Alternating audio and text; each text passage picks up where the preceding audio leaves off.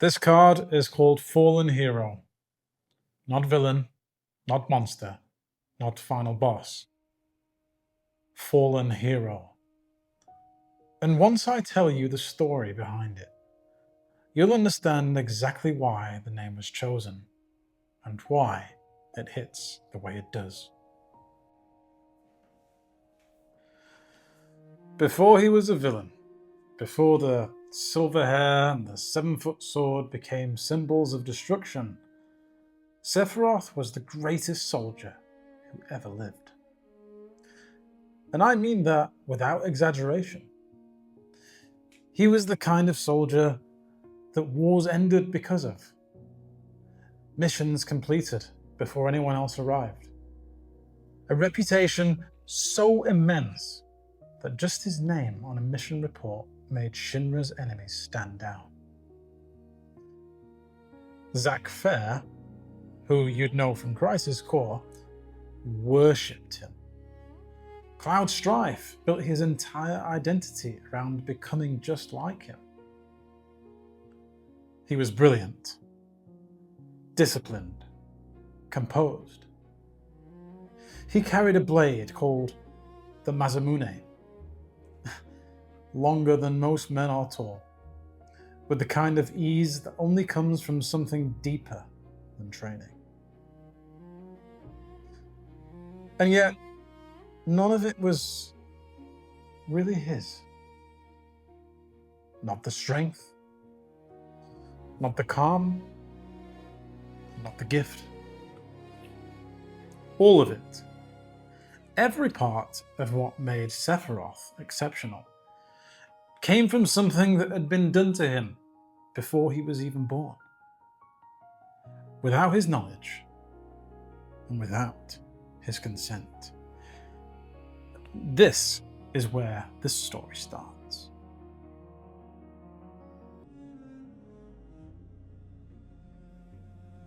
Jenova is an alien entity, ancient, parasitic.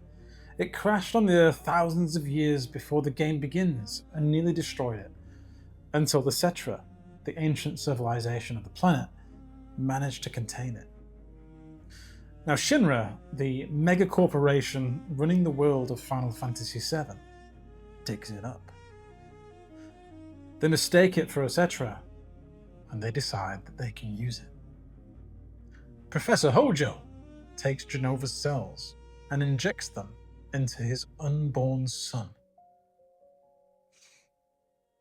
That son is Sephiroth. Hojo never tells him.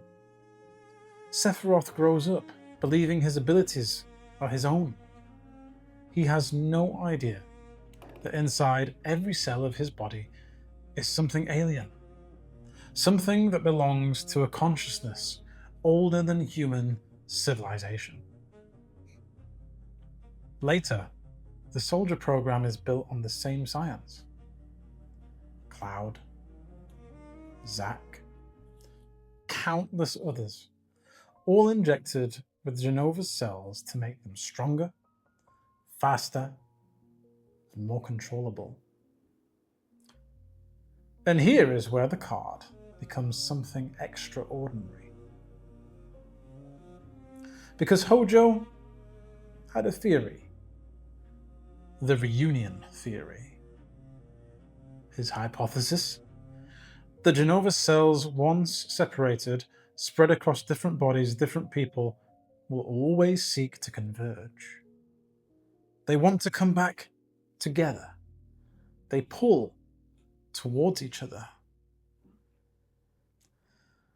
He wasn't wrong.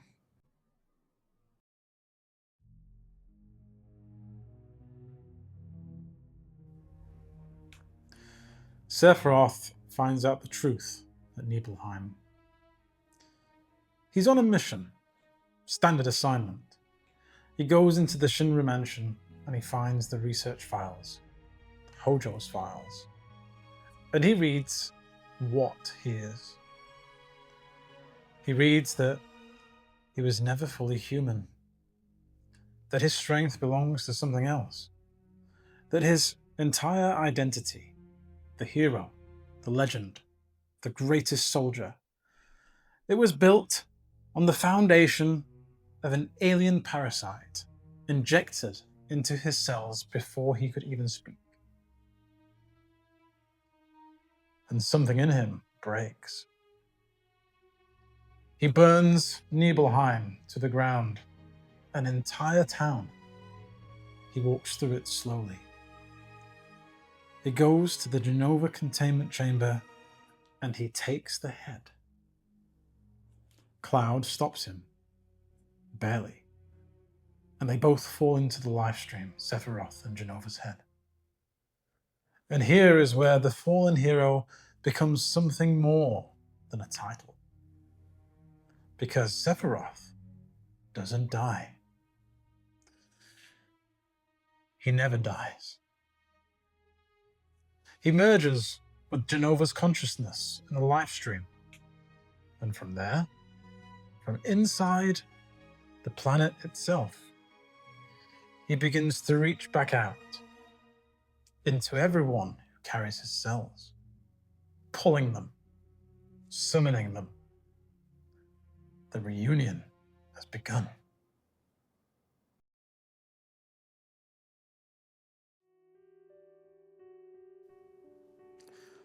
Now look at the card. 7/5, red and white. Commander set exclusive, meaning you won't pull this from a booster. It's built for the table. Ability 1 is called Genova Cells. Whenever Sephiroth attacks, you put a cell counter on a target creature. Until the end of the turn, every modified creature that you control has base power and toughness 7/5. His stats, imposed on others. That's the science of Project S made into a game mechanic. He infects them. He rewrites them. They become extensions of him, carrying his strength, his identity, his cells, just like every soldier who went through Hojo's program. Ability 2 is called the Reunion. Fitting. You pay 3 mana, sacrifice a modified creature, one of the creatures carrying his cells perhaps, and he returns from your graveyard to the battlefield. Something carrying Sephiroth inside it dies, and it pulls him back. That is exactly what happens in the game. Cloud realizes in the middle of the story that he was never chasing Sephiroth by choice. He was being called. Every step north, every decision to follow, the Genova cells called in his body were pulling him towards the reunion, towards Sephiroth in the northern crater. And the card captures that in 9 words. Return this card from your graveyard to the battlefield. It cannot be kept dead. The cells always bring him back. That's not a game mechanic. That is FF7.